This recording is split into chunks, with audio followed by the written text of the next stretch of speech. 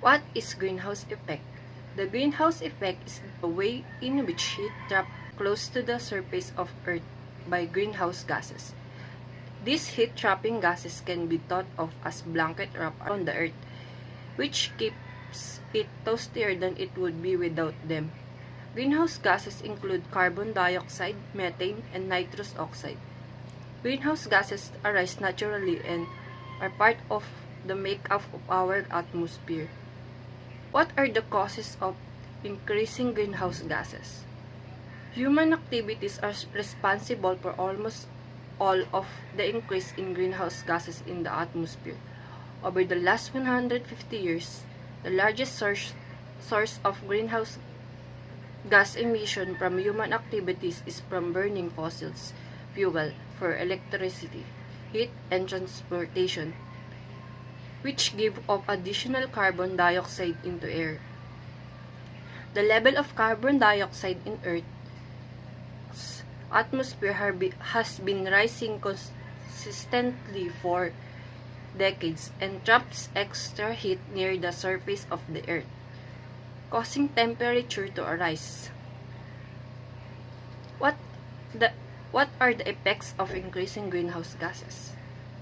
Greenhouse gases such as carbon dioxide, methane, nitrous oxide, and certain synthetic chemicals trap some of the Earth's outgoing energy, thus retaining heat in the atmosphere.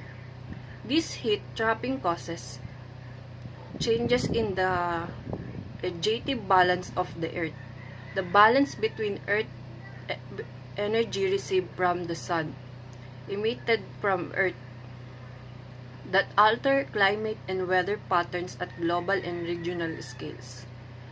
Multiple lines of evidence confirm that human activities are the primary cause of the global warming of the past 50 years. Natural factors such as variance in the sun's output, volcanic activity, the Earth's orbit, and carbon cycle, and others also affect Earth's radiative balance. This change concentration causes warming and affect various aspects of climate, including surface air and ocean temperature, precipitation of the sea levels, human health, agriculture, water sources, forests, wildlife, and coastal areas are all vulnerable to climate change. Many greenhouse gases affect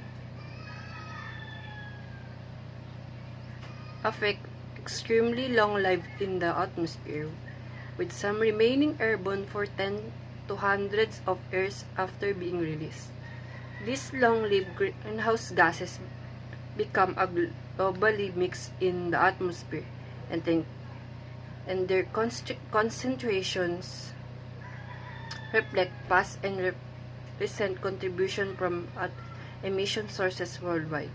Others, like troposphere, ozone layer, and have a relatively short lifetime in the atmosphere. What is global warming? Global warming is the unusual rapid increase in Earth's average surface temperature over the past century, primarily due to the greenhouse gases released by people burning fossil fuels. Why global warming is not natural?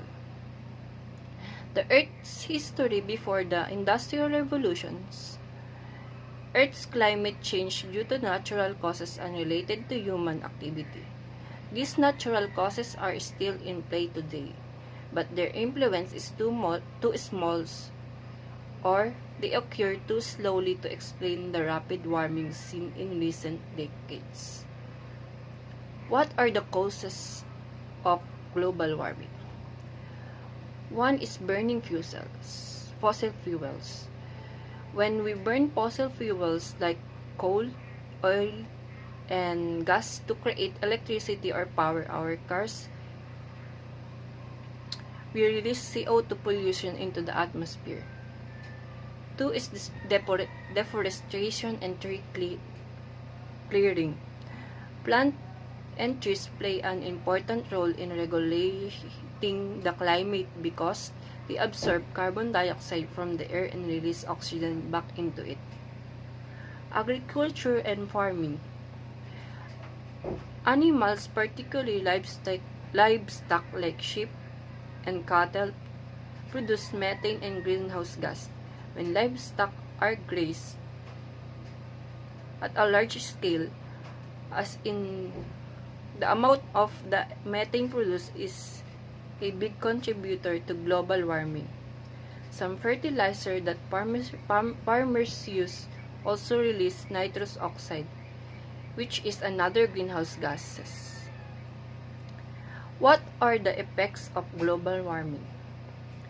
Increase in average temperatures and temperature extremes. One of the most immediate and obvious effect of global warming is the increase in temperature around the world. The average global warming has increased by about 1.4 degrees Fahrenheit. Over the past 100 years, according to the National Oceanic and Atmospheric Administration. Extreme weather events. Extreme weather is another effect of global warming, while experiencing some of the hottest summers on record. Ice melt. One of the primary manifestations of climate change so far is ice melt. North America, Europe, and Asia have all seen a trend toward less snow cover between 1960 and 2015. According to 2016 research published in journal Current Climate Change Reports,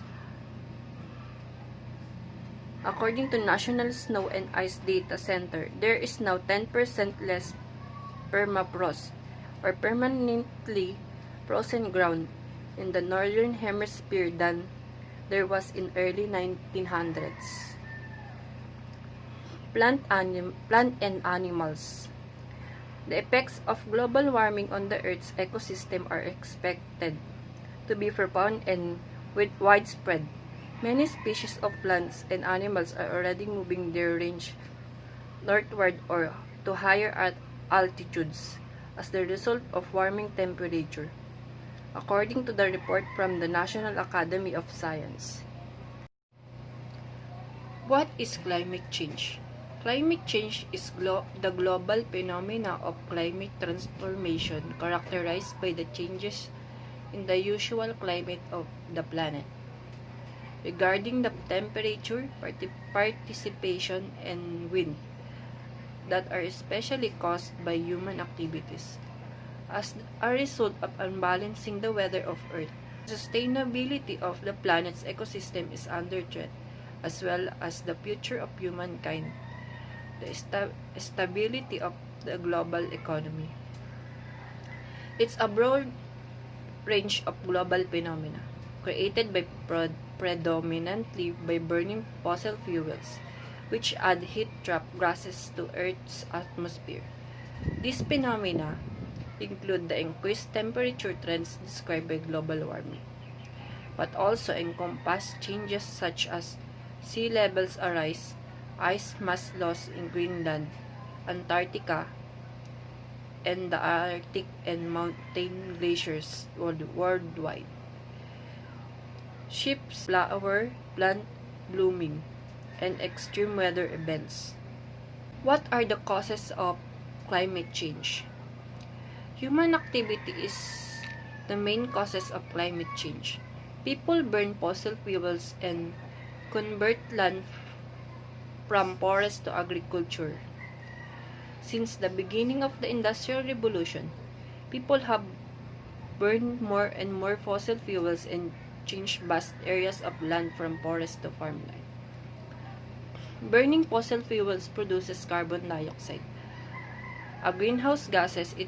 It is called greenhouse gas because it is produced a greenhouse effect. Greenhouse effect makes the earth warmer, just as a greenhouse is warmer than its surroundings. Carbon dioxide is the main cause of human-induced climate change. It stays in the atmosphere for a very long time. Other greenhouse gases, such as nitrous oxide, stay in the atmosphere for a long time. Other substances only produce short-term effect. Not all substances produce warming. Some, like certain aerosol, can produce cooling. What are the effects of climate change? Rising maximum temperature, rising sea levels, higher ocean temperature, an increase in heavy precipitation, heavy rain and hail, shrinking glaciers, thawing permafrost. How do we respond in climate change action plan? Mitigation, action to reduce emissions that cause climate change. Sustainable transportation, energy efficiency, renewable energy. Efficient vehicles, biking, walking, and taking public transit. Waste reduction and diversion, car sharing and carpooling. Adaptation, action to manage the impacts of climate change. Flood protection, infrastructure and building design. Disaster management and business continuity. Vulnerability assessment. Stormwater management plan and reports. Utility burial for streets. Traffic lighting. Emergency response planning that incorporates climate. Would benefit the following: urban forest, complete communities, water and energy conservations. Possible positive outcomes. It helps to preserve the environment.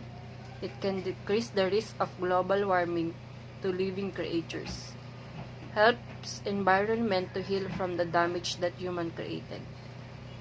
Climatic changes issues might be resolved and it may lessen the rate of disasters.